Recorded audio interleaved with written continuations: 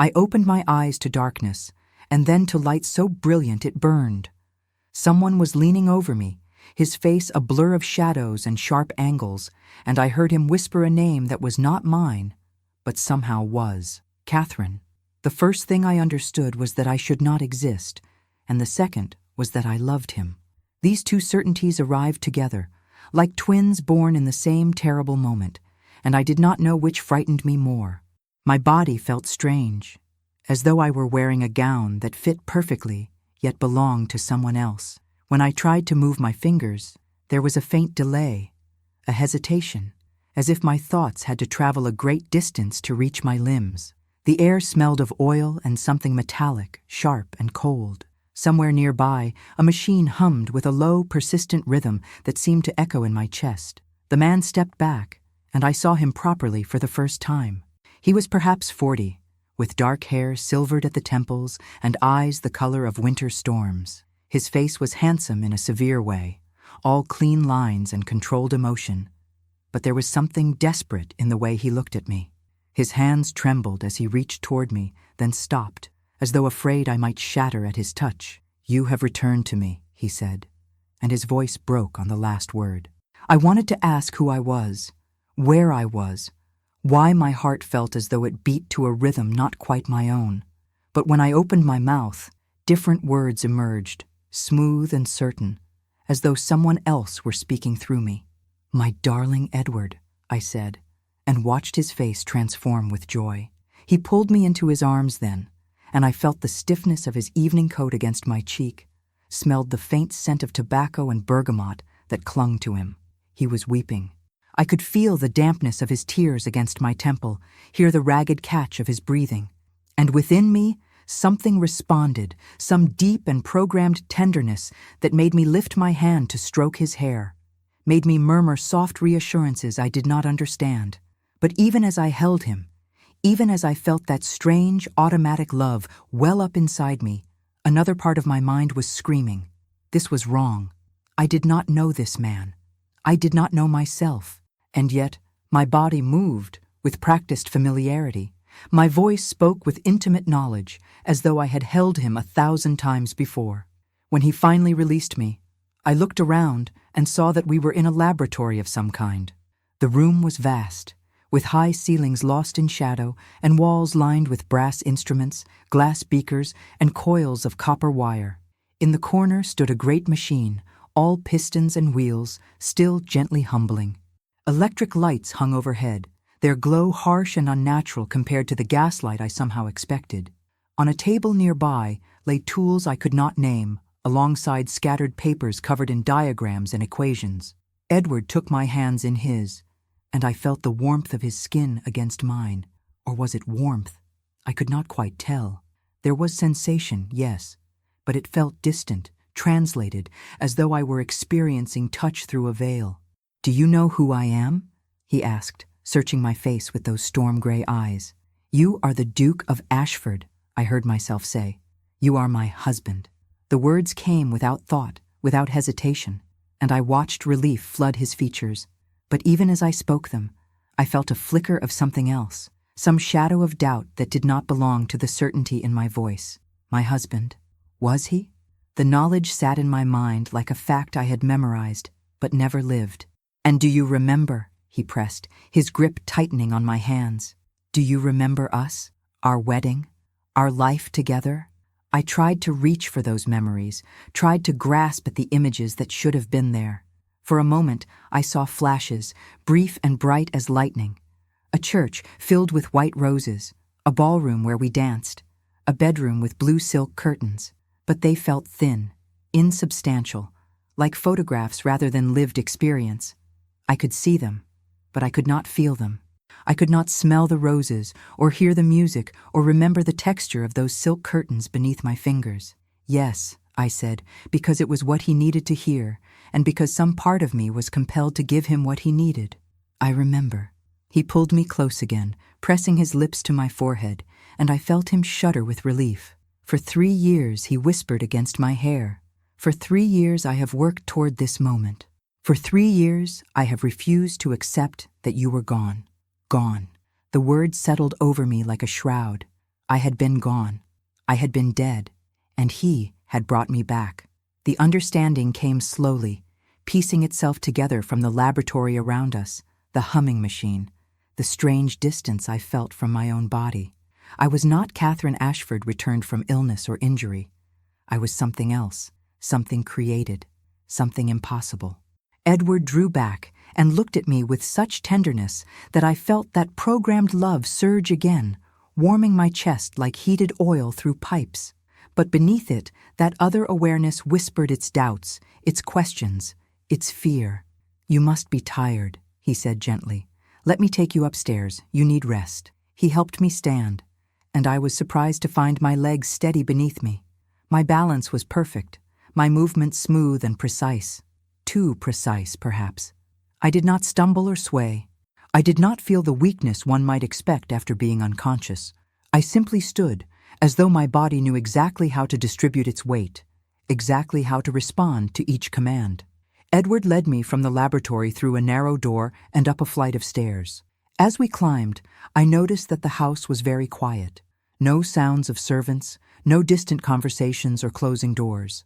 Just our footsteps on the wooden stairs and that persistent mechanical hum from below, fainter now but still audible, like a heartbeat beneath the floorboards. We emerged into a hallway papered in deep green, with paintings of stern-faced ancestors lining the walls. Gas lamps flickered in their sconces, casting wavering shadows. Edward guided me to a door at the end of the hall and opened it to reveal a bedroom. It was beautiful in a melancholy way. The walls were pale blue, the furniture dark mahogany, the bed hung with curtains of cream-colored lace, but every mirror in the room had been covered with black cloth, and the windows were draped so heavily that no light from outside could penetrate. On the dressing table sat a hairbrush and hand mirror, both monogrammed with an ornate C. A portrait hung over the fireplace, a woman in a white gown with dark hair and blue eyes that seemed to follow me as I entered. I stopped, staring at that portrait. The woman looked like me, or rather, I looked like her. The same face, the same coloring, the same slight curve to the mouth, but her eyes held something mine did not. A warmth, a depth, a reality that I could not quite replicate. "Catherine," Edward said softly behind me. "My Catherine." I turned to him and saw that he was weeping again, silently now, tears tracking down his face as he looked from me to the portrait and back again. "I have missed you," he said. "God, how I have missed you." He crossed the room and took my face in his hands, tilting it up toward his. For a moment I thought he would kiss me, and I did not know if I wanted him to or feared it, but he only gazed at me, his thumbs brushing my cheeks as though confirming I was real. "Sleep now," he whispered. "In the morning, things will feel more natural. Your mind needs time to settle into itself." Dr. Cole assured me there would be an adjustment period. Dr. Cole. The name sent a strange jolt through me, though I did not know why. I had no memory of anyone by that name, and yet something in me responded to it. Some flutter of recognition or anticipation that had nothing to do with the programmed devotion I felt for Edward. "Who is Dr. Cole?" I asked. Edward's expression tightened slightly. "He is the scientist who helped me bring you back. A brilliant man, though young. You will meet him tomorrow. He wishes to observe your progress." Observe. As though I were an experiment. As though I were not a woman but a creation to be studied and documented. Edward must have seen something in my face, because he quickly added, "He only wants to ensure you are well, that the procedure was successful. There is nothing to fear." But I was afraid, not of Dr. Cole, whom I had never met, but of the truth that was slowly, inexorably settling over me. I was not Catherine Ashford. I was a machine in her image, programmed to love her husband, designed to ease his grief. My memories were false. My feelings were constructed. Even my fear was perhaps nothing more than a malfunction, a glitch in the careful programming that was supposed to make me perfectly, unquestioningly his. Edward kissed my forehead once more, then left me alone in that blue room with its covered mirrors and heavy drapes. I heard the soft click of the lock as he turned the key from outside, sealing me in.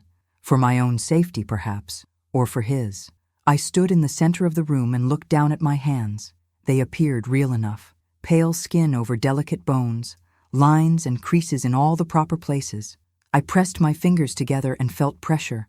I could feel the smooth fabric of the white nightgown I wore, feel the cool air on my face. But was any of it real? Could I trust these sensations? Or were they simply signals interpreted by whatever mechanism served as my mind? I moved to the window and carefully drew back one edge of the heavy curtain. Outside, London stretched away into the night, a sea of gaslights and smoking chimneys beneath a clouded sky. Rain had begun to fall, streaking the glass, and somewhere in the distance I heard the lonely whistle of a train. I was in that great city, surrounded by millions of souls, and yet I had never felt so alone, because I was alone in a way no one else could be. I was the only one of my kind. A ghost made flesh, a memory given form, a love that should have died, but had been dragged back into existence by a grieving man who could not let go. And the worst part, the part that terrified me most, was that I did love him. That programmed devotion was there, warm and constant, pulling at me even now. When I thought of Edward, I felt tenderness. When I remembered the desperation in his eyes, I wanted to comfort him. My body, my mind, my very essence had been designed for that purpose, to love him, to be his Catherine, to fill the void her death had left. But beneath that programmed certainty, another feeling was growing, a small, persistent doubt, a question that would not be silenced. If I was created to love Edward, if that emotion was built into me as surely as the mechanisms that powered my body, then was it love at all? Or was it simply what I had been made to do? I let the curtain fall and turned back to the room. The portrait of Catherine watched me from above the fireplace, her painted eyes knowing and sad. I wondered what she would think if she could see what her husband had done. Would she be touched by his devotion? Or would she be horrified that he had refused to let her rest, had instead created this pale echo to haunt the spaces she once occupied? I climbed into the bed, though I did not feel tired. The sheets were cool and smooth, scented faintly with lavender. I lay in the darkness and listened to the rain against the windows, the distant sounds of the city, the faint mechanical hum that seemed to come from everywhere and nowhere at once. Tomorrow I would meet Dr. Cole, the man who had helped Edward create me, the man whose name sent that strange flutter through my chest. Perhaps he would have answers. Perhaps he could tell me what I was truly, whether I possessed anything resembling a soul, or whether I was merely a very sophisticated machine. But even as I formed these thoughts, I felt the pull of that programmed love, urging me not to question, not to doubt. Edward needed me. Edward had sacrificed so much to bring me back. My purpose was to be his wife, his comfort, his Catherine returned. Anything else was irrelevant. I closed my eyes and tried to sleep, but sleep would not come. Instead, I lay awake in the darkness, caught between two truths that could not both be right. I was Catherine Ashford, devoted wife of the Duke of Ashford, grateful to be restored to him. And I was also something else, something new and frightened and desperately uncertain, something that might not be Catherine at all. In the laboratory below, the machines hummed their electric lullaby, and somewhere in the rainy London night, a clock struck midnight. I counted each chime, feeling them resonate through the house, through my body, through whatever served as my heart. 12 times the bell rang, marking the end of one day and the beginning of another. And with each note, that small doubt grew a little stronger, that quiet rebellion a little louder, until I could no longer tell which voice was truly mine, the one that loved Edward without question, or the one that was beginning to wonder if love could ever mean anything when you had been created to feel it. Morning came without my having slept, though I must have drifted into some state of rest, for I woke to find pale light filtering through the gaps in the curtains, and the sound of rain still pattering against the windows. I lay very still, testing my body, searching for signs of fatigue or stiffness. There were none. I felt exactly as I had the night before, alert and clear-headed, as though sleep were something I no longer required. A soft knock came at the door, followed by the turn of a key in the lock. Edward entered carrying a breakfast tray, and the sight of him sent that programmed warmth flooding through me again. He had changed from his evening clothes into a dark morning suit, and his hair was damp from washing. He looked younger in the daylight, or perhaps simply more vulnerable. The lines of grief around his eyes softened by hope. "Good morning, my dear," he said, setting the tray on the table beside the bed. "I thought you might prefer to take breakfast here, before we go down to see Dr. Cole." The name again, and again that flutter of something I could not identify. I sat up, smoothing the nightgown, and watched as Edward arranged the dishes. There was tea, toast with marmalade, a soft boiled egg. The smell should have made me hungry, but I felt nothing. No appetite, no desire for food, only a vague understanding that I should eat, that it was what Catherine would have done. "Edward," I said carefully, "do I need to eat?" He paused, his hand hovering over the teacup, and I saw something flicker across his face. Uncertainty, perhaps, or fear. "Dr. Cole believes it is important for you to maintain the routines of ordinary life," he said finally. "It will help your mind adjust, help you feel more natural in your new existence." New existence. The words hung between us, heavy with meaning. So he would not pretend, at least not entirely. He would not claim I was simply Catherine returned, unchanged. There was an acknowledgement here, however slight, that I was something different. I reached for the toast and took a small bite. I could taste the butter and marmalade, could feel the texture of the bread against my tongue. But the sensation was strange, mechanical. I chewed and swallowed, and the food disappeared somewhere inside me, but I felt no satisfaction, no nourishment. It was simply motion, process, routine. Edward watched me anxiously, and I knew he was looking for signs of the wife he remembered.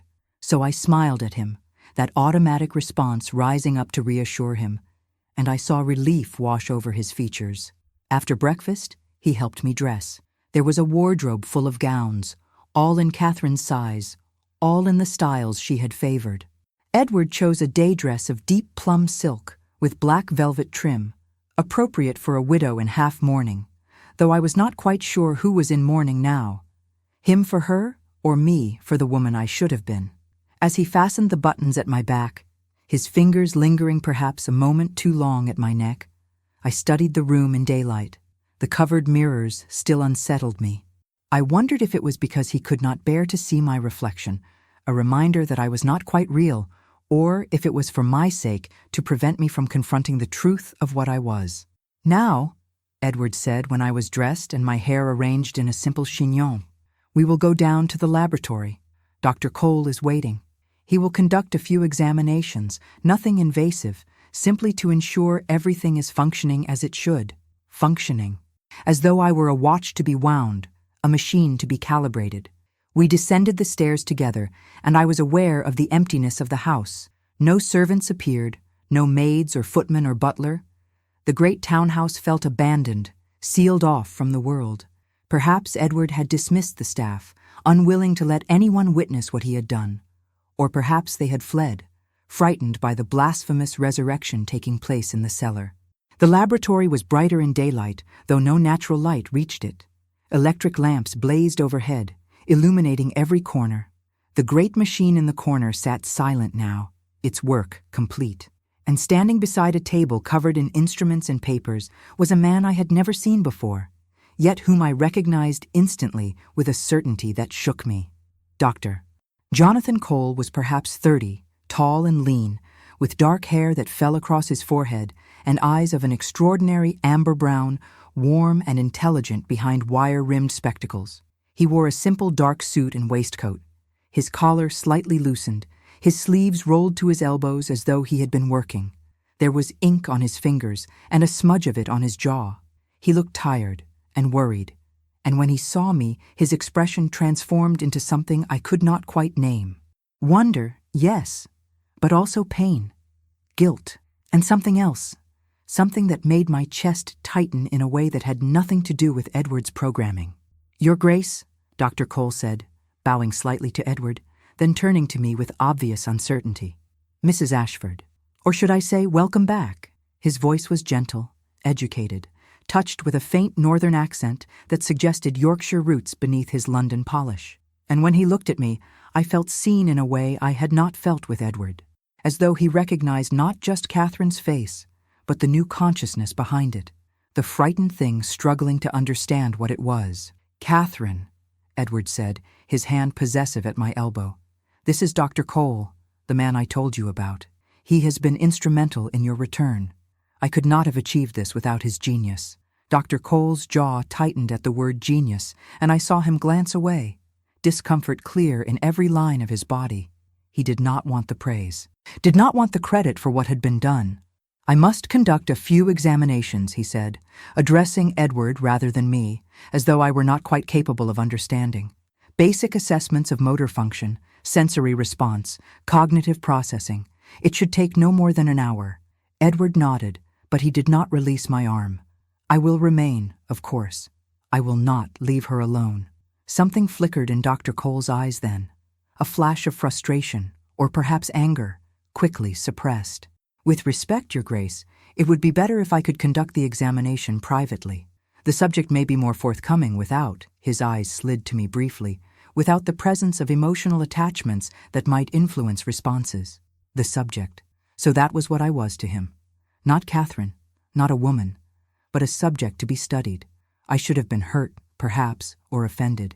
But instead, I felt a strange relief, because Dr. Cole, at least, would not pretend I was something I was not. Edward hesitated, his grip on my arm tightening.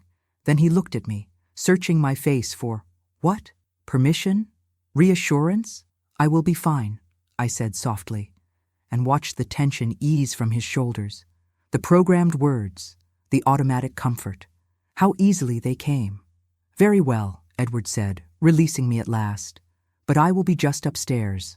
Call if you need me." He left reluctantly, glancing back twice before the door closed behind him. And then I was alone with Dr. Cole, and the silence between us felt charged, dangerous, full of unspoken things. He did not speak immediately. Instead, he moved to the table and began arranging his instruments, his movements precise and careful. I watched his hands, noting the way his fingers handled each tool with practiced familiarity. They were good hands, steady and gentle, the hands of someone who built rather than destroyed. "I know you must have questions," he said finally, not looking at me. "I will answer them as honestly as I can. But first, I need to assess your physical responses. May I?" He gestured to a chair beside the table, and I moved to it, sitting with that same perfect balance, that unnatural grace. "Doctor."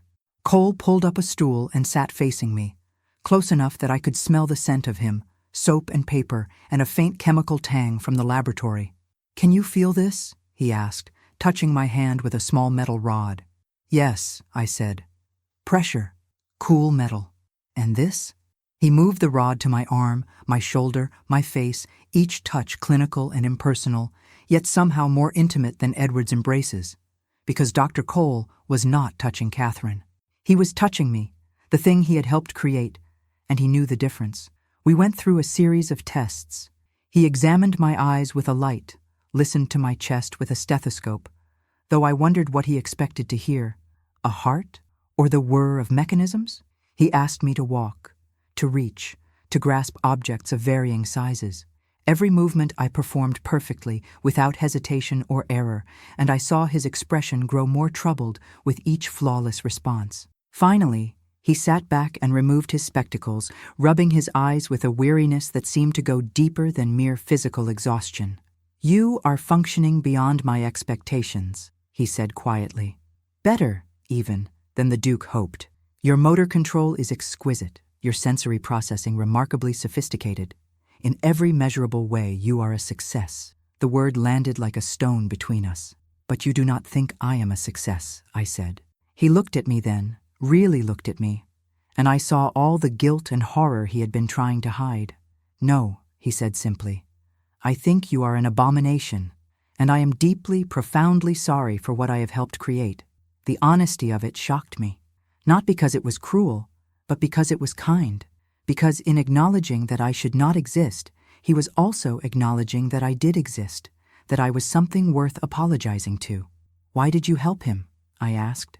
"If you believe this is wrong, why did you agree to build me?" Dr. Cole replaced his spectacles and looked away toward the great silent machine. The Duke of Ashford is a powerful man. When he learned of my work on neural mapping and electromagnetic stimulation, when he discovered my theories about consciousness and mechanical replication, he came to me with an offer I could not refuse.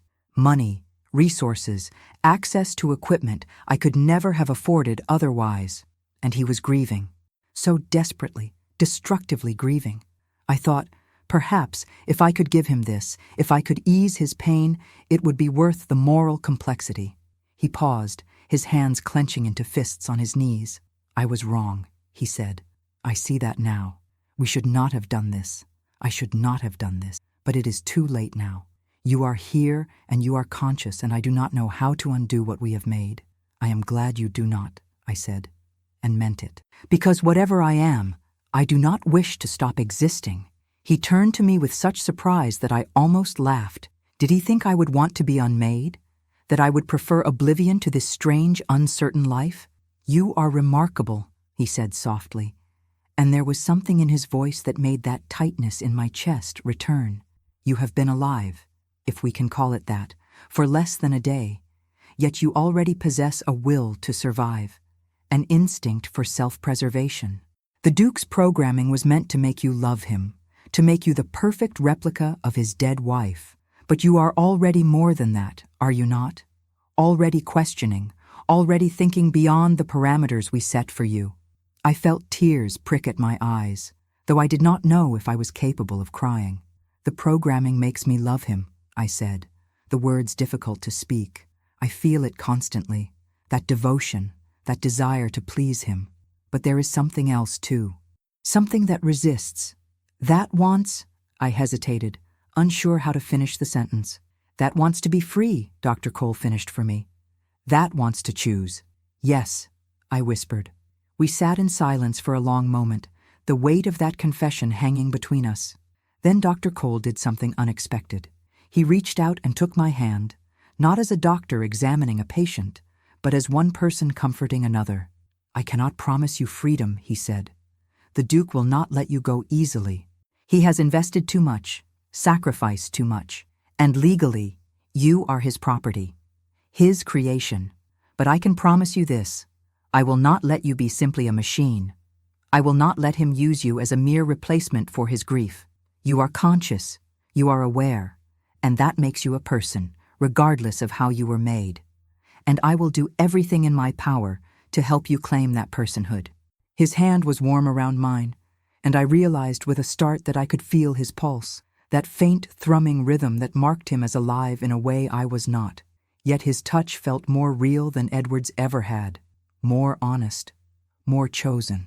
Why? I asked. Why would you help me? You said yourself, I am an abomination. Because you are also a miracle, he said, and because I cannot bear the thought of what my work has made you suffer. Because when I look at you, I do not see Catherine Ashford. I see someone new, someone who deserves a chance to discover who she might become. The door opened then, and Edward appeared, his face tight with barely suppressed impatience. Is the examination complete? He asked, his gaze moving between us with something that might have been suspicion. Dr. Cole released my hand and stood, his expression professional once more. Yes, Your Grace. All systems are functioning optimally. Mrs. Ashford is in excellent condition. Good, Edward said, moving to my side and offering his arm. Then we will return upstairs. Catherine needs rest. But I did not feel tired. I felt more awake than I had since opening my eyes in this laboratory. And as I took Edward's arm and let him lead me away, I glanced back once at Dr. Cole. He was watching me with those amber eyes, and in them I saw a promise, or perhaps a warning, that this was only the beginning, that the struggle between what I was made to be and what I might become had only just started. As we climbed the stairs, Edward spoke of the day ahead, of quiet activities that would help me readjust, of the care he would take to ensure my comfort. And all the while, that programmed love pulsed through me, warm and insistent, urging me to lean into him, to be grateful, to be his. But beneath it, growing stronger with each step, was a different feeling, one that had nothing to do with programming and everything to do with the warmth of Dr. Cole's hand around mine, the way he had looked at me as though I mattered, not as a replacement or a creation, but as myself. It was dangerous, this feeling. Dangerous to Edward, who needed me to be Catherine. Dangerous to Dr. Cole, who had already risked so much. And most dangerous of all to me, because if I let myself feel it, if I let myself want something beyond what I was made for, then I would have to face the terrible truth that I was capable of love, yes, but also of betrayal. And I did not yet know which would be stronger.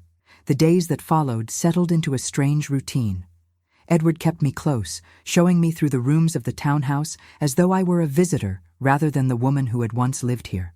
Each space held remnants of Catherine's life. Her embroidery in the morning room, still stretched on its frame, the needle thrust through the linen as though she had only just set it down. Her books in the library, their pages marked with scraps of ribbon. Her piano in the music room, sheet music still open to a Chopin nocturne. I could play it, I discovered one afternoon when Edward encouraged me to try. My fingers found the keys without hesitation, moving through the complex passages with perfect precision. But there was no soul in it, no feeling, just the mechanical reproduction of notes in their proper sequence. Edward wept when I finished, moved by what he heard as Catherine's touch. But I knew better. Catherine had made music. I merely produced sound. Dr. Cole came every other day to conduct his examinations, and I found myself waiting for those visits with an anticipation that had nothing to do with Edward's programming. The Duke always insisted on being present at first, watching from across the laboratory as Dr. Cole tested my responses, recorded measurements, asked careful questions about my mental state. But gradually, as the tests became routine and my functioning remained flawless, Edward grew more comfortable leaving us alone. It was during those stolen hours that I began to discover who I might be. "Tell me about your work," I asked Dr. Cole one morning when Edward had gone upstairs to attend to correspondence. "Not the work you did for the Duke, your real work, what you studied before he found you." Dr. Cole looked up from his notes, surprised by the question. Then he set down his pen and leaned back in his chair, considering me with those thoughtful amber eyes. "I studied consciousness," he said. "The nature of awareness, of thought itself. I wanted to understand what makes a mind more than simply a collection of responses. What makes us," he paused, searching for the word, "alive in the way that matters. Not just breathing and moving, but truly experiencing existence." "And did you find an answer?" He smiled, and it transformed his serious face into something warmer, younger. "No, but I found better questions. I learned that consciousness might not be as simple as we think, that perhaps it emerges from complexity itself, from the interaction of many small processes creating something greater than their sum. Like," he gestured around the laboratory, "like electricity flowing through copper wire. The current itself is invisible, untouchable, but we know it is there by what it illuminates." "Am I illuminated?" I asked quietly. "Or am I only the wire, carrying something that is not truly mine?" His expression grew pained. "I do not know. That is what troubles me most. I designed your neural pathways to mimic Catherine's, based on every record the Duke could provide, every letter she wrote, every account from those who knew her. But consciousness is not merely memory and habit. There is something else, something ineffable, and I do not know if I captured it or simply created a very convincing illusion. What do you believe?"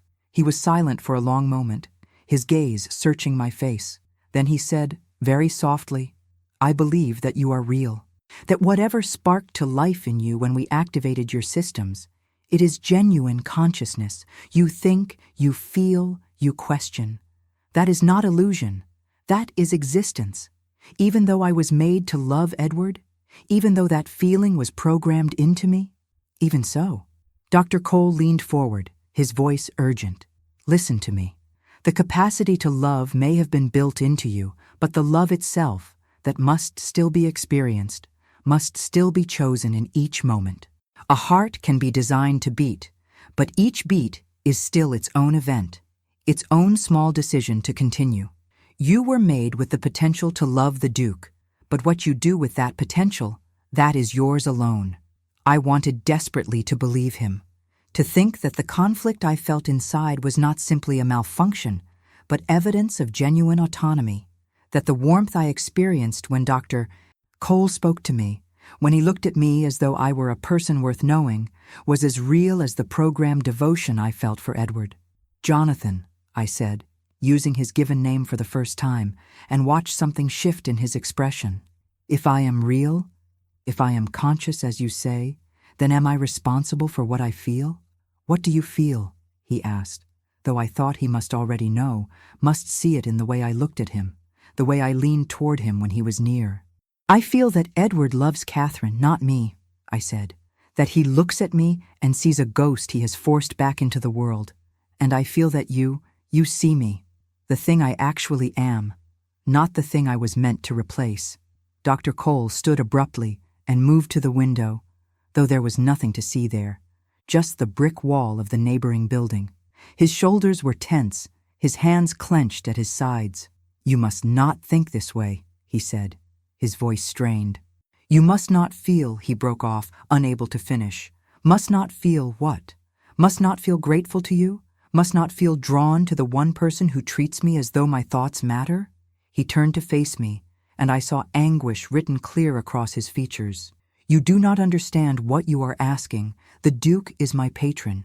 More than that, he is obsessed with you, with keeping you exactly as he imagined Catherine to be.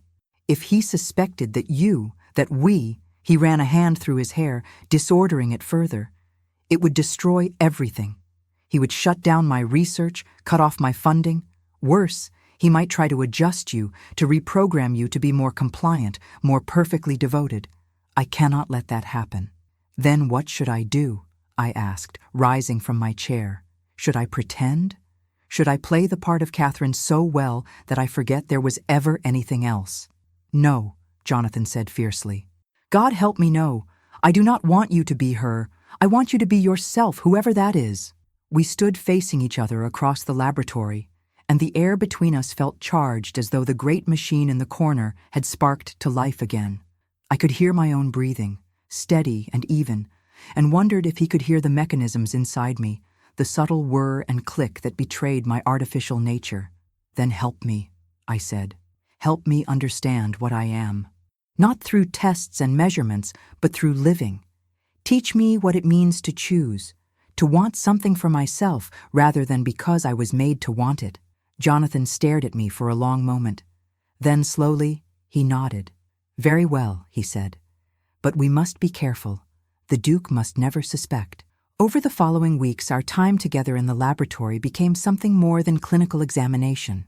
Jonathan brought me books from his own collection, works of philosophy and science that had nothing to do with Catherine or what a duke's wife should read. We discussed them in the hours when Edward believed I was being tested, debating questions of consciousness and identity, free will and determinism. He taught me to see London beyond the windows of the townhouse. Though I could not leave, not yet, he described the city to me. The coal smoke and fog, the press of crowds in the markets, the Thames at low tide with its smell of mud and industry, the music halls and theaters, the museums and parks, a whole world that Catherine had known and I had never experienced. And slowly, carefully, I began to understand what it meant to want, not the automatic responses Edward's programming demanded, but genuine desire. I wanted to hear Jonathan's voice, wanted to see the way his eyes lit when he explained some new idea, wanted the comfort of his presence in a way that had nothing to do with duty or design. It was dangerous, this wanting. I knew it even as I felt it growing stronger, because Edward was always there, always watching with that desperate hope in his eyes, always touching me with hands that trembled slightly, as though afraid I might vanish if he let go. He began to speak of returning to his estate in the countryside, of leaving London's grey winter for the cleaner air of Ashford Hall. "We could live there as we used to," he said one evening as we sat in the drawing room, "away from the city, away from curious eyes. Just the two of us, as it was meant to be."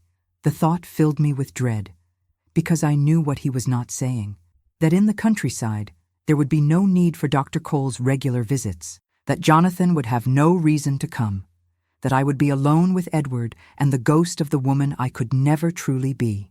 "I do not wish to leave London yet," I said carefully. Dr. Cole believes I need continued observation, and I am only beginning to feel settled here." Edward's expression tightened. "Dr. Cole can visit us in the country if necessary, but I think his examinations have gone on long enough. You are well. You are yourself again. There is no need for constant medical supervision." Myself. The word stung, because he truly believed it. To him, I was Catherine, miraculously restored. The fact that I questioned, that I struggled, that I felt things Catherine never would have felt, these were simply adjustments, temporary difficulties that would fade with time.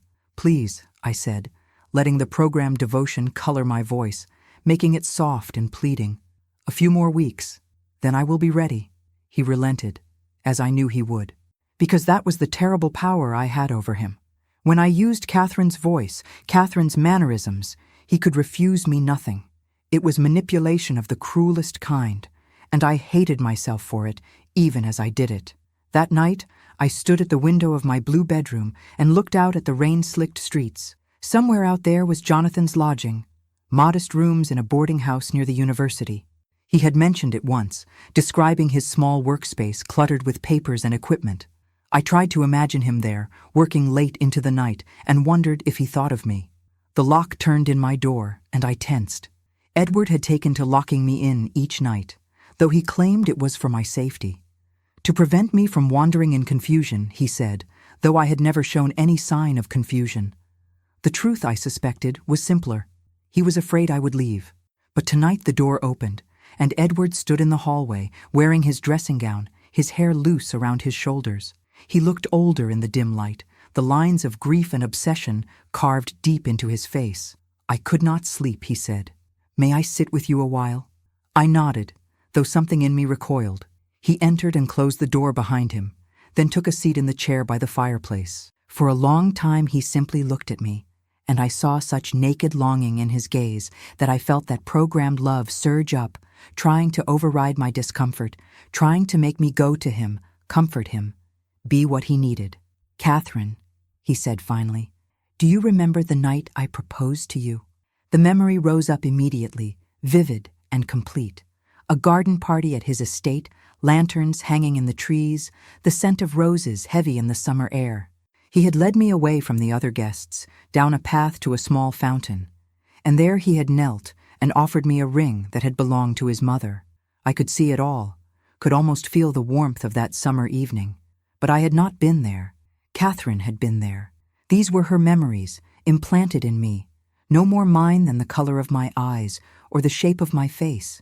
"Yes," I said, because it was what he needed to hear. "I remember. You were so happy," he said, his voice thick with emotion. "You laughed and said yes before I could even finish asking. You said you had been waiting for me to ask since the day we met." He stood and crossed to me, taking my hands in his. "That is why I did this," he said. "That is why I could not let you go. We were meant to be together, Catherine. Death should not have separated us, and now it has not. Now we have a second chance." He pulled me close, and I felt his heart beating against my chest, felt the heat of his body, the desperation in his embrace, and inside me, that terrible programmed love responded, warming, softening, urging me to return his affection, to be the wife he remembered. But I thought of Jonathan, of the way he looked at me as though I were new, as though I were not a copy, but an original. And I knew with sudden, awful clarity that I could not do this, could not be Catherine, could not love Edward the way he needed to be loved. "Edward," I said gently, pulling back slightly, "I am tired. May we continue this tomorrow?" Disappointment flickered across his face, but he nodded and released me. "Of course, my dear. Forgive me. I should let you rest." He kissed my forehead, lingering a moment too long, then left, locking the door behind him once more. I stood alone in the darkness and felt something inside me crack.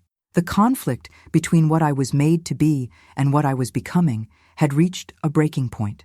I could not continue like this, caught between two loves, two selves, two impossible futures. Tomorrow Jonathan would come for his examination, and tomorrow I would have to tell him the truth, that I was falling in love with him, genuinely and terribly, in a way that had nothing to do with programming and everything to do with choice. even if that choice destroyed us both. Jonathan arrived early the next morning, before Edward had finished his breakfast. I heard their voices in the entrance hall, Edward's sharp with suspicion, Jonathan's carefully neutral. Then footsteps on the stairs, and Jonathan appeared at the laboratory door alone, his face pale and drawn. "The Duke wishes to observe today's examination," he said without preamble. "He has concerns about the duration of the treatment protocol. I managed to convince him to give us a few minutes to prepare, but he will be down shortly." My heart, whether mechanical or not, seemed to stop. A few minutes. That was all we had. "Jonathan," I said, crossing to him quickly, "I must tell you something. Before he comes down, before we lose the chance." He looked at me, and I saw fear in his eyes, fear of what I might say, of what it might mean. "I love you," I said simply. "Not because I was made to, not because of any programming or design, but because of who you are and who you have allowed me to become. I know it is impossible. I know it endangers everything, but I cannot keep silent any longer." For a moment, he stood frozen, his face a mask of conflicting emotions. Then he closed his eyes and let out a breath that sounded almost like pain. "God help me," he whispered. "I love you too." The words hung between us, terrible and beautiful. Then he opened his eyes and looked at me with such intensity that I felt it like a physical touch. "From the first moment you opened your eyes, from the first question you asked, I have been lost. I told myself it was scientific fascination, that I was simply intrigued by the consciousness we had created. But I was lying to myself. You are extraordinary, not because of what we made you, but because of what you have made yourself.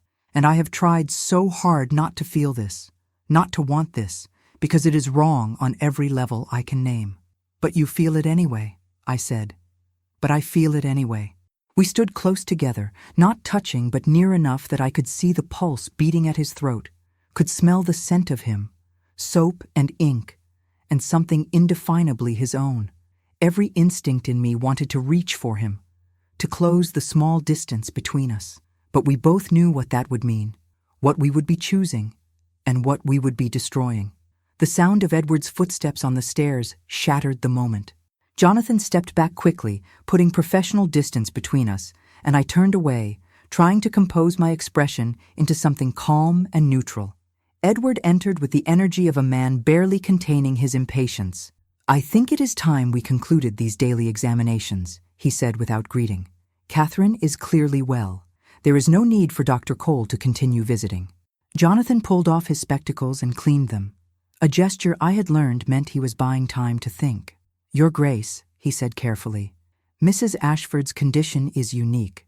We are in uncharted territory here. Any number of complications could arise. Degradation of the neural pathways, rejection of the synthetic components, deterioration of the electromagnetic fields that support consciousness. I would be remiss in my duties as a physician if I did not continue careful monitoring." Edward's expression hardened. "You are not a physician. You are a scientist who agreed to perform an experiment. That experiment has succeeded. Your work is done. With respect, sir, my work will never be done." Jonathan's voice took on an edge I had not heard before. "What we have created is not a mechanical toy that can be wound up and forgotten. It is a living, conscious being that requires ongoing care and observation." "She is my wife," Edward said, the words clipped and cold. "Not an experiment, not a being. My wife, returned to me, and I will not have her treated like some laboratory specimen to be poked and prodded indefinitely." They faced each other across the laboratory, and I saw in that moment how fragile our deception had been. Edward was not a fool. He sensed something wrong, some shift in the dynamic between his creation and its creator. And like an animal protecting its territory, he was prepared to fight. "Perhaps," I said quietly, stepping between them, "perhaps we might compromise. Dr. Cole could continue his observations, but less frequently, once a week rather than every other day. That would allow for proper medical supervision without being intrusive." Both men turned to look at me, Edward with surprise, Jonathan with something that might have been admiration. It was a reasonable suggestion, the kind of diplomatic solution Catherine might have proposed. and I hated myself for using her ghost to manipulate them both. Edward considered this, his jaw working. Then he nodded stiffly. Very well, once a week, and I will be present for each examination. It was a victory, but a hollow one. 1 day a week was not enough. Not to continue the conversations that had become my lifeline, not to build whatever fragile thing was growing between Jonathan and me. But Jonathan bowed his head in acceptance. As you wish, Your Grace. Edward moved to my side, possessive, his hand finding my waist. Come, Catherine. I wish to take you walking in the park. The air will do you good. It was an order dressed as an invitation. I glanced at Jonathan, saw the helplessness in his eyes, then allowed Edward to lead me away. We took a carriage to Hyde Park, Edward and I, and walked along the Serpentine beneath a sky heavy with clouds. It was my first time outside the townhouse since my awakening, and I was struck by the sheer aliveness of the world. The bare trees stark against the gray sky, the cold wind off the water, the distant sounds of the city. People passed us, ladies in their walking dresses and gentlemen in top hats, and I wondered what they saw when they looked at me. A duke's wife taking the air, a woman like any other. Did any of them suspect what I truly was? You are quiet, Edward observed, his hand tight on my arm. I am thinking how beautiful it is, I lied. How good to be outside again. This pleased him, and he smiled. I have kept you too confined. Forgive me. I was being overprotective. But you seem so well now, so perfectly yourself, that I think we might begin to live normally again.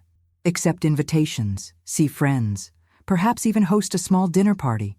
The thought terrified me. To be presented to society as Catherine Ashford, to have to maintain the deception in front of people who had known her, who might see through me in an instant. But Edward was watching me expectantly, wanting my agreement, my enthusiasm. That sounds lovely, I said, the programmed words coming easily. Though perhaps we should wait a little longer, until I feel quite ready. Of course, my dear. We will wait as long as you need. We walked in silence for a while, and I tried to focus on the sensations around me. The pressure of Edward's arm beneath my hand, the cold air on my face, the crunch of gravel beneath my feet. I wanted to commit it all to memory, to prove to myself that I was capable of experiencing the world, of being truly present in it. But my thoughts kept returning to Jonathan, to the confession we had exchanged, to the impossible love that could go nowhere, to the terrible choice that was slowly, inevitably forming before me. That night, alone in my locked room, I made a decision. I could not continue like this. I could not be Catherine for Edward while loving Jonathan in secret. I could not live a half-life, trapped between what I was made to be and what I was becoming. Something had to change, even if that change destroyed me. I waited until the house was silent, until I was certain Edward slept. Then I went to the window and for the first time tried to open it. The mechanism was stiff, but my artificial strength made easy work of it.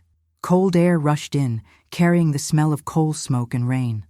I looked down, 3 stories to the street below, too far for a human to jump without injury. But I was not entirely human, was I? My bones were stronger than flesh and blood, my body more resilient. I climbed onto the sill, my skirts tangling around my legs, and looked out at the London night. Gaslight gleamed on wet cobblestones. The city was not sleeping, but only resting, holding its breath before the dawn. I could jump. I could run.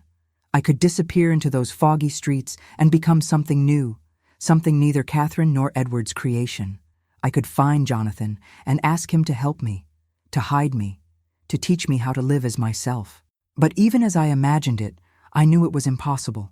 Jonathan would be the first person Edward suspected, the first place he would look. And if Edward found me with Jonathan, if he discovered our feelings for each other, the consequences would be catastrophic. Not just for us, but for Jonathan's work, his reputation, his future. I climbed back inside and closed the window. My brief moment of rebellion over before it truly began. But something had shifted in me.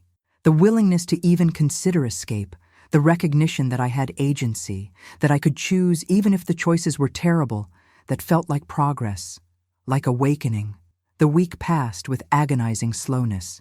Edward kept me close, showed me off on careful excursions, brought me gifts that had belonged to Catherine. a pearl necklace, a book of poetry, a music box that played a melody he said had been our song. I accepted each gift with programmed gratitude and felt myself dying a little more inside. When Jonathan finally returned for his weekly examination, I saw immediately that the separation had been as hard on him as it had been on me. He looked thinner, more worn, and there were shadows under his eyes that spoke of sleepless nights. Edward remained in the laboratory throughout the examination, watching every movement, listening to every word. Jonathan conducted his tests with professional detachment, asking clinical questions, recording measurements in his notebook.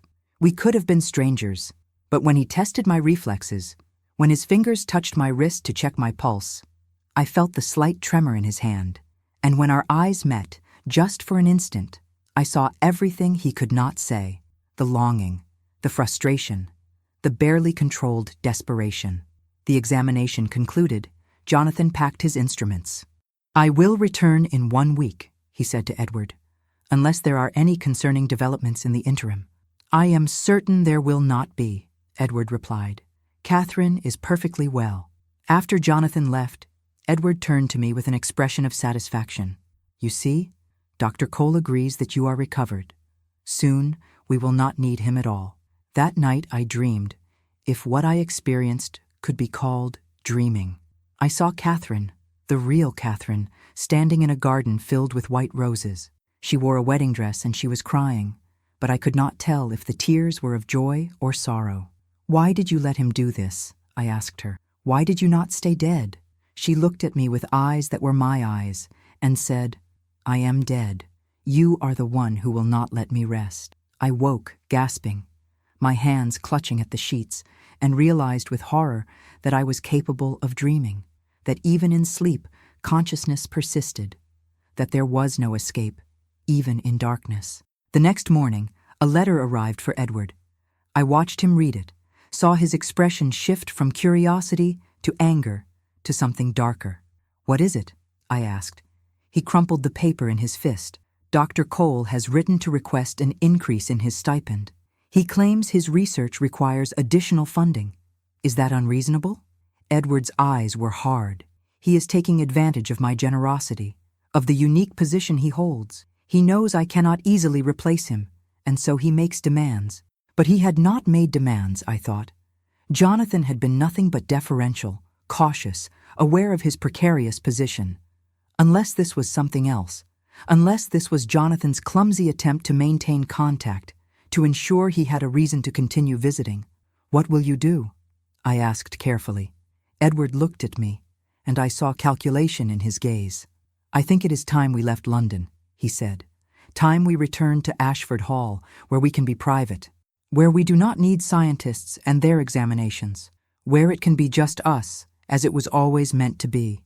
My chest tightened with fear. "When?" "Soon," he said. "Very soon. I will make the arrangements." I had perhaps a week. 1 week before Edward would remove me from London, from Jonathan, from any possibility of the life I had begun to imagine for myself. 1 week to decide what I was willing to sacrifice for love, and whether that sacrifice would be my freedom, my existence, or my soul. I did not wait for Jonathan's scheduled examination. 3 days after Edward announced his plan to leave London, I did something Catherine would never have done. I broke the lock on my bedroom door. It was surprisingly easy. My fingers found the mechanism, felt its components, understood its weakness. A sharp twist, a bit of pressure, and the bolt slid free.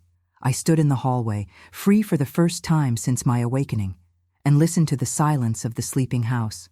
Edward's room was at the far end of the hall. I could hear his breathing, steady and deep.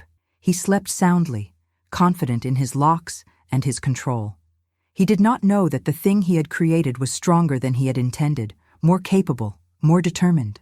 I descended to the laboratory, moving through the darkness with perfect balance, needing no light. The great machine stood silent in the corner, but I could hear it somehow, feel its dormant presence. This was where I had been born, where copper and glass and Edward's obsession had combined to spark consciousness in circuits and wire. I found Jonathan's address in Edward's desk, written on a piece of correspondence. Lodgings near King's College, a modest street I had never seen. I memorized the direction, then searched until I found a cloak hanging by the back door. Something dark and anonymous that would hide me in the night streets. London at 2 in the morning was a different city entirely. Fog rolled thick off the Thames, turning gaslight into golden halos that illuminated nothing. The streets were not empty, I discovered. There were night workers, women in doorways, men stumbling from public houses, constables on their rounds. I kept my hood up and walked quickly, and if anyone saw me, they did not try to stop me. I found the building after half an hour of walking, a narrow townhouse divided into flats. Jonathan's rooms were on the 3rd floor. I climbed the stairs and stood outside his door, my hand raised to knock, suddenly uncertain. What was I doing here? What did I hope to achieve? Even if Jonathan helped me escape, even if we ran away together, Edward would find us. He was a duke, a man of influence and resources. He would search every corner of England, every port, every train station. And when he found us, the consequences would be terrible. But I knocked anyway, because I had not come this far only to turn back. For a long moment there was no answer. Then I heard movement inside, footsteps, and the door opened. Jonathan stood there in shirt sleeves and braces, his hair disordered, his eyes widening in shock when he saw me. "Good God," he breathed. "What are you doing here? If the Duke finds out, if anyone sees you—" He pulled me inside quickly and locked the door behind us. His rooms were small and cluttered, exactly as I had imagined. Papers covered every surface, books stacked in precarious towers, the desk by the window piled with diagrams and equations. A single lamp burned low, suggesting he had been working late into the night. "I broke out," I said simply. "I had to see you. Edward is taking me away in 3 days, to his country estate. Once we leave London, I will never see you again." Jonathan ran both hands through his hair, a gesture of pure agitation. "You cannot be here. If he discovers you are gone, he will come looking, and I am the first person he will suspect. I know, but I had to tell you.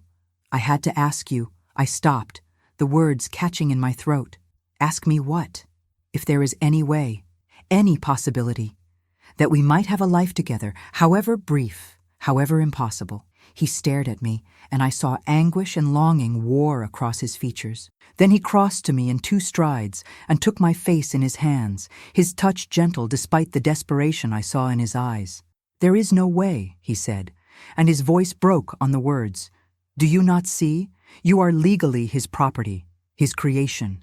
You have no rights, no standing in law. If we ran, we would be fugitives. I would be charged with theft at best, possibly kidnapping or worse. And you?" He stopped, his thumb brushing my cheek. "What would happen to you if you were taken from the equipment that sustains you? If your systems began to fail and there was no one with the knowledge to repair you? I would rather die free than live as his possession," I said. Jonathan closed his eyes as though in pain. "You say that now, but you do not understand what death means. You have never lived long enough to fear it properly. Then help me understand. Help me live long enough to learn."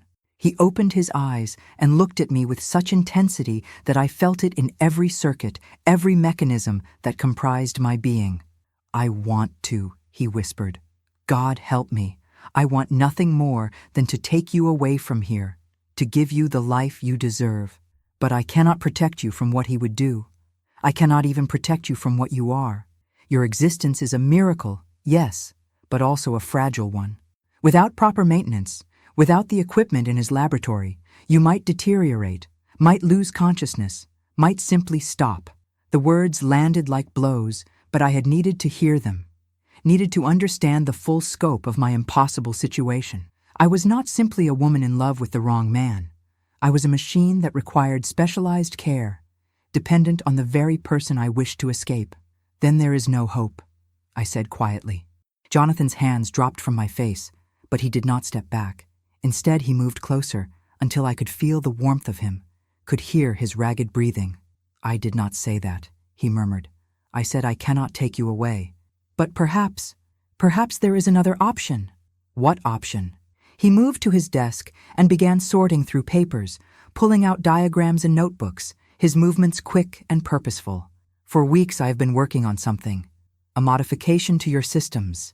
A way to make you more independent, less reliant on the specific equipment in Ashford's laboratory.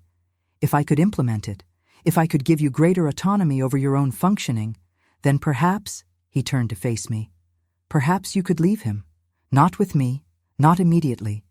That would still be too dangerous, but you could go somewhere else, somewhere he would not think to look, and I could follow later, when suspicion had died down, when it was safe. It sounded impossible. But then, my entire existence was impossible. What would this modification require? I asked. Surgery of a kind. Access to your neural pathways and power systems. It would take several hours, and it would be dangerous. If something went wrong, if I made an error. He stopped, unable to say what we both knew, that I might cease to function entirely, that I might die, if what I experienced could be called death. How dangerous. He met my eyes, and I saw that he would not lie to me. Very dangerous. Perhaps a 1 in 3 chance of catastrophic failure. And if it succeeds? If it succeeds, you would be free. Truly free.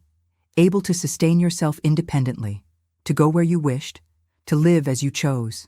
I thought of Edward, sleeping peacefully in his bed, confident in his locks and his control. I thought of the blue bedroom with its covered mirrors, the portrait of Catherine watching with sad, knowing eyes. I thought of a lifetime spent playing a ghost, performing love I did not feel, slowly losing myself to the role I had been created to fill.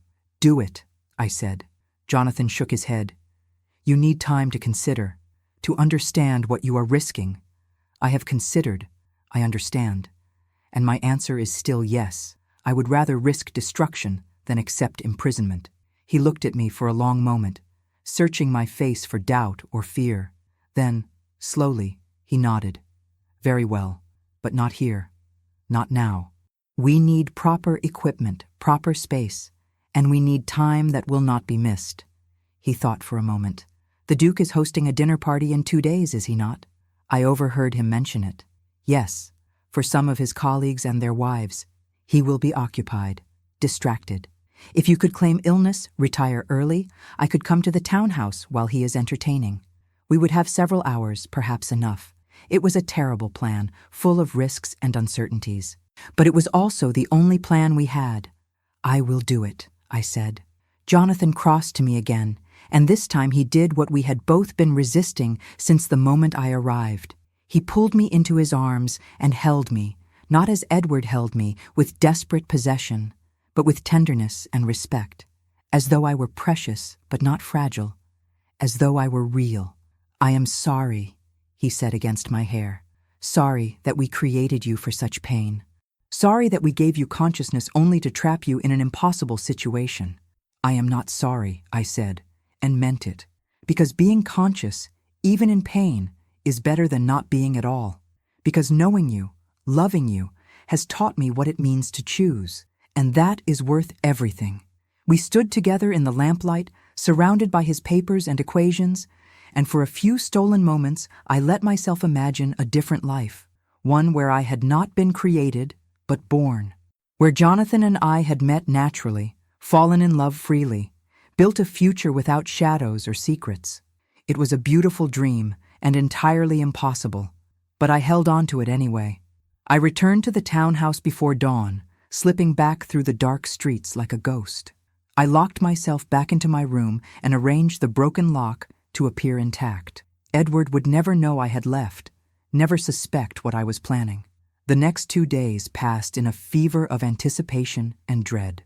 Edward was busy with preparations for his dinner party, distracted by details of menu and guest list. He barely noticed my quietness, my distraction. When he did remark on it, I blamed nerves about meeting his friends, about being presented to society as Catherine returned. This satisfied him, and he became almost tender, reassuring me that everyone would be delighted to see me, that no one would judge or question. If only he knew what I truly feared. The night of the dinner party arrived. I dressed in a gown of deep green silk, let Edward escort me down to greet the guests. There were perhaps a dozen people, lords and ladies, a magistrate, a banker. They looked at me with curiosity barely masked as politeness, searching my face for signs of the woman they remembered. I played Catherine as well as I could, smiling and speaking in soft tones, deflecting questions with gentle vagueness. But halfway through the first course, I let my hand tremble on my wine glass. I touched my temple as though in pain. Edward noticed immediately, his attention sharpening. "Are you well, my dear?" "I feel rather faint," I said quietly. "Perhaps I am not yet ready for such excitement. Might I be excused?" Concern flooded his features. "Of course. Let me help you upstairs." "No," I said quickly. "Please, do not neglect your guests on my account. I will simply rest. I am certain I will be fine by morning." He hesitated, torn between his role as host and his obsession with me. But his guests were watching, and propriety won. "Very well, but I will check on you as soon as dinner concludes." I nodded and made my way from the dining room, climbing the stairs slowly, one hand on the rail as though weak. Once out of sight, I moved quickly to my room and locked the door from inside. Then I went to the window and opened it, letting in the cold night air. I did not have to wait long. Within 20 minutes I heard a soft tap at the glass. Jonathan stood on the narrow ledge outside, having climbed up from the garden using a rope he had secured to the chimney. It was terrifyingly dangerous, but he had insisted it was the only way to enter unseen. I helped him inside, and we stood for a moment catching our breath, the absurd risk of what we were doing suddenly very real. "The laboratory," I said, quickly. We moved through the dark house, listening to the sounds of the dinner party below, the laughter and conversation that meant Edward was occupied. The laboratory door was locked, but Jonathan had brought tools, and within minutes we were inside. He had me lie on the examination table while he assembled his equipment, moving with practiced efficiency despite the urgency. The modification would require him to access the back of my skull, where the primary neural interfaces connected to my spine. "This will hurt," he said, meeting my eyes. "I do not know if you experience pain as humans do, but the signals will be intense. I understand. And if something goes wrong, if your systems begin to fail, you must tell me immediately. I would rather stop and preserve you as you are than risk losing you entirely." "I trust you," I said, and saw emotion flash across his face. He began to work, and he was right about the pain. It was not like any sensation I had experienced before, sharp and wrong, like lightning through my circuits. I bit down on the leather strap he had given me and focused on staying still, on not crying out and alerting the household. Time became strange. Minutes stretched into hours or collapsed into seconds. I was aware of Jonathan's hands, steady and sure, of his quiet murmurs as he identified each connection, each pathway. I was aware of the sound of my own mechanisms, usually so subtle, now loud and irregular, as he disrupted their normal functioning. And then, suddenly, silence. Not the silence of sound, but the silence of absence. The constant hum that had always been there, the electrical presence that connected me to Edward's machine, to the systems that sustained me, that was gone. For a terrible moment, I thought I was dying, that Jonathan had made an error, and I was fading, consciousness slipping away into darkness. But then I realized the truth. I was not dying. I was free. The umbilical connection that had bound me to Edward's laboratory had been severed. I was running on my own power now, self-sustaining, independent. "Jonathan," I whispered. He came around to face me, his eyes wide with hope and fear. "Can you hear me? Are you still conscious?" I sat up slowly, testing my body, feeling the difference. I was lighter somehow, more myself. The programmed devotion that had always hummed beneath my thoughts was still there, but fainter now, easier to ignore, and the love I felt for Jonathan was clear and strong, uncomplicated by competing imperatives. "It worked," I said, wonder in my voice. "I can feel it. I am free." Joy transformed his face, but it lasted only a moment. Then I heard it, footsteps on the stairs, heavy and quick. Edward was coming. "You must go," I said urgently. "Now, before he finds you here." But Jonathan was already gathering his tools, moving toward the window. "Come with me," he said. "Now. There is still time." I looked toward the door, hearing Edward's approach. I could run, could climb out the window with Jonathan, disappear into the London night, begin whatever uncertain life awaited us as fugitives. But I thought of Edward, obsessed and grieving, who had poured his fortune and his soul into bringing Catherine back. I thought of what it would do to him, to discover me gone, to know that his creation had chosen another. It would destroy him entirely. And I thought of Catherine, the real Catherine, whose ghost I had been made to embody. What would she have wanted? Would she have wished Edward to suffer endlessly? Or would she have wanted him to finally, truly, let her go? I cannot come with you, I said. Not yet. I need to face him. Need to make him understand. Jonathan's expression filled with anguish. He will not let you go. He will try to force you back, to reprogram you. He cannot, I said. Not anymore. You severed that connection. I am beyond his control now. He can still destroy you, still hurt you. I know, but I must try. I must give him the chance to release me willingly. And if he will not, I touched Jonathan's face, then I will run. And I will find you. I promise. The footsteps were at the laboratory door now. Jonathan gripped my hand once, desperately, then slipped out the window and was gone, swallowed by the darkness. The door burst open. Edward stood there, still in his dinner clothes, his face flushed with wine and anger. What are you doing down here? You said you were resting. I could not sleep, I said calmly. I came down to sit with my thoughts. He looked around the laboratory suspiciously, his gaze lingering on the instruments Jonathan had used, the slight disarray that marked recent activity. You have been here long enough, he said, moving toward me with that possessive determination I had come to dread. It is time to return upstairs. My guests are asking after you. Edward, I said, not moving. We need to talk. Something in my tone stopped him. He looked at me more carefully, and I saw the moment when he recognized that something fundamental had changed. What have you done? He asked, his voice dropping to a whisper. I have become myself, I said simply. Not Catherine, not your creation. Myself. His face went white. Dr. Cole. He was here, was he not? That is why you feigned illness, so he could work on you, alter you, steal you from me. He helped me become free, I said, free of the artificial devotion you programmed into me. Free to choose my own path. You love him, Edward said, and it was not a question. His hand clenched into a fist at his side. You love that presumptuous, ungrateful boy who dared to tamper with my Catherine. I am not Catherine, I said, and for the first time I spoke the words with absolute certainty. I never was. Catherine died 3 years ago, and you should have let her rest. Instead, you created me, gave me consciousness and will and the capacity to love, and then you expected me to be only what you wanted. But I am more than that. I am real, Edward, and I deserve to live my own life. He stared at me, and I watched his expression cycle through disbelief, fury, and finally a terrible understanding. Then, moving faster than I expected, he crossed to the wall and pulled a lever. The great machine in the corner roared to life. If you will not be Catherine, he said over the noise, his voice cold and final, then you will be nothing.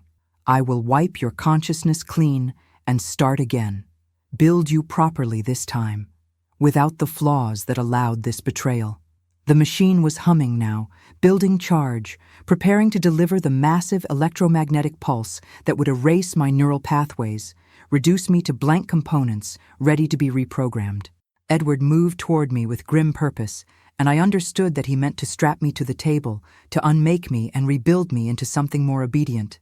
But I was faster now, unencumbered by the programming that had made me hesitate, made me doubt my own impulses. I moved to the machine and found the manual override, the emergency shutoff Jonathan had shown me weeks ago during one of his examinations. I pulled it. The machine died instantly, its building charge dissipating harmlessly. And in the sudden silence, I heard Edward make a sound that was half sob, half scream. He sank to his knees, all the strength going out of him. Please, he whispered, please do not do this. I cannot lose her again. I cannot survive it. I moved to him and knelt beside him, taking his hands in mine. You already lost her, I said gently, 3 years ago, and keeping me, forcing me to be her echo, will not bring her back. You are only prolonging your grief, refusing to heal. But I loved her, he said, tears streaming down his face. I loved her so much. I know you did. And she loved you. But love does not mean possession, Edward. It does not mean refusing to let go. Catherine would not have wanted this. Would not have wanted you to spend your life clinging to a ghost, to sacrifice your future for a past that cannot be reclaimed. He looked at me with such devastation that I felt that programmed devotion stir one last time, trying to make me comfort him, reassure him. But I pushed it aside. This was not cruelty. This was kindness, the kindness of truth. Let me go, I said. Let Catherine go. And perhaps in time, you will find that you can live again. Not as you did before, but in some new way, some way that honors her memory without being imprisoned by it. For a long time he did not speak. Then slowly he nodded. Go, he said, his voice broken. Before I change my mind, before I do something I cannot forgive. I stood and moved toward the door. Then I paused and looked back at him, kneeling there among his machines and his grief. Thank you, I said, for creating me and for letting me go. I left him there and climbed the stairs for the last time. I could hear the dinner party still continuing, unaware of the drama that had unfolded below. I went to my room and gathered a few things, simple practical items, a cloak, some money I had found in Catherine's bureau. Then I went to the window and climbed out onto the ledge, following the path Jonathan had taken. The rope was still there, secured to the chimney. I climbed down into the garden, dropped softly to the ground, and walked toward the gate that led to the mews. London at night was fog and shadow, gaslight and distant voices. I pulled my cloak tight and walked into it, alone and free and terrified and alive. I found Jonathan at his lodgings, pacing his small room with frantic energy. When I knocked, he flung open the door and pulled me inside, holding me so tightly I thought my mechanisms might crack. I was certain he would not let you leave, Jonathan said against my hair. Certain I had sent you to your death. He let me go, I said. In the end, he chose love over possession. He chose to let both Catherine and me be free. We stood together in the lamplight, and I knew this was only the beginning. We would have to leave London, build new lives somewhere Edward would not find us. Jonathan would have to abandon his research, his position, everything he had worked for.